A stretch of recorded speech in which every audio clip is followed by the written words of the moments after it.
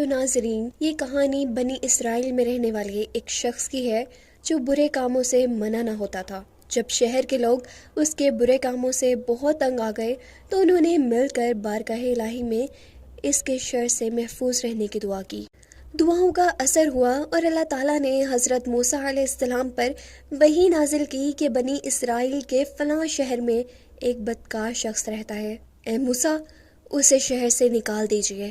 حضرت موسیٰ علیہ السلام اللہ کا حکم مانتے ہوئے اس جگہ پر پہنچ گئے اور اس آدمی کو شہر سے نکال دیا۔ وہ شخص بھی ایک دوسری بستی میں چلا گیا اور پھر حکم ہوا، اے موسیٰ اسے وہاں سے بھی نکال دیجئے۔ اللہ کے حکم کے مطابق حضرت موسیٰ علیہ السلام نے اس آدمی کو دوسرے شہر سے بھی نکال دیا۔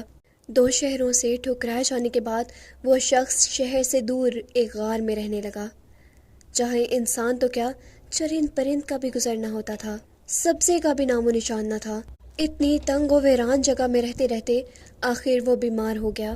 اب اس تنہائی میں اس کی دیکھ بھال کے لیے کوئی موجود نہ تھا۔ وہ بہت کمزور، بہت لاغر ہو گیا، اتنا کہ ایک وقت وہ کمزوری سے زمین پر گرا اور اپنا سر مٹی پر رکھتے ہوئے کہنے لگا، کاش میری ماں اس وقت میرے پاس ہوتی، وہ مجھ پر اپنی محبت نچھاور کرتی اور میری بے بسی پہ آنسو بہاتی۔ اے کاش اگر میرا باپ میرے پاس ہوتا تو میری دیکھ بھال کرتا، اگر میری بیوی ہوتی تو میری جدائی پر روتی، اگر میرے بچے ہوتے تو میری میت پر روتے اور کہتے، یا رب العالمین ہمارے بے بس، برے، گناہ گار اور مسافر والد کو بخش دے، جسے پہلے ایک شہر سے نکال دیا گیا اور پھر دوسری بستی سے، اور آج ویران غار میں بے بس اس دنیا سے مایوس اور نا امیدی کی حالت میں آخرت کی طرف روانہ ہو رہا ہے۔ اگر میرے اپنے اس وقت میرے پاس ہوتے تو میرے مرتے ہوئے وہ میرے جنازے کے ساتھ روتے ہوئے جاتے۔ یہ سب بولتے بولتے وہ ایک دم سے اللہ سے مخاطب ہو جاتا ہے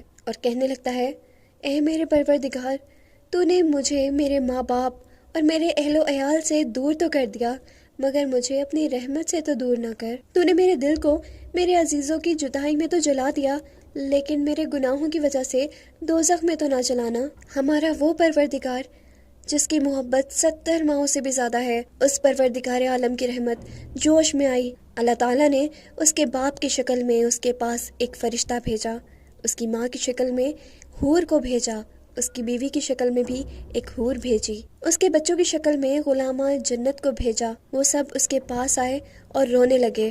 وہ شخص انہیں دیکھ کر خوش ہوا اور خوشی میں ہی وفات پا گیا۔ پھر اللہ تعالیٰ نے حضرت موسیٰ علیہ السلام کو وحی کی کہ فلاں غار میں جاؤ، میرا ایک دوست وفات پا گیا ہے، اس کے کفن دفن کا بندوبست کرو۔ حضرت موسیٰ علیہ السلام جیسے ہی غار میں پہنچتے ہیں تو وہ دیکھتے ہیں کہ اس شخص کے پاس حوریں تعزیت کے لیے بیٹھی ہیں۔ حضرت موسیٰ علیہ السلام نے اس شخص کو دیکھ کر کہا، یا میرے اللہ، یہ تو وہی شخص ہے جسے میں نے آپ کے حکم سے شہر سے نکال دیا تھا اور پھر دوسری بستی سے بھی دربدر کر دیا تھا۔ اللہ رب العزت فرماتے ہیں، اے موسیٰ، میں نے اس پر اپنے عزیزوں کی جدائی میں بہت زیادہ تڑپنے پر رحم فرمایا اور اس کے باپ کی شکل میں فرشتے کو اس کے پاس بھیجا، اس کی ماں اور بیوی کی شکل میں حوروں کو اور غلامان جنت کو اس کے بچوں کی شکل میں بھیجا، جو اس کی غریب وطنی میں اس کی تکلیف پر روئے۔ پھر جب یہ فوت ہوا تو اس کی بے بسی و لاچاری پر آسمان و زمین والے بھی روئے، تو میں ارحم الراحمین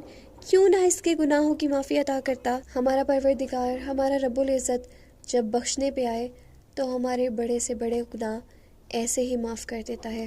یا اللہ، مجھ پر اور میرے دیکھنے والے پر بھی اپنا خصوصی کرم کرنا، آمین۔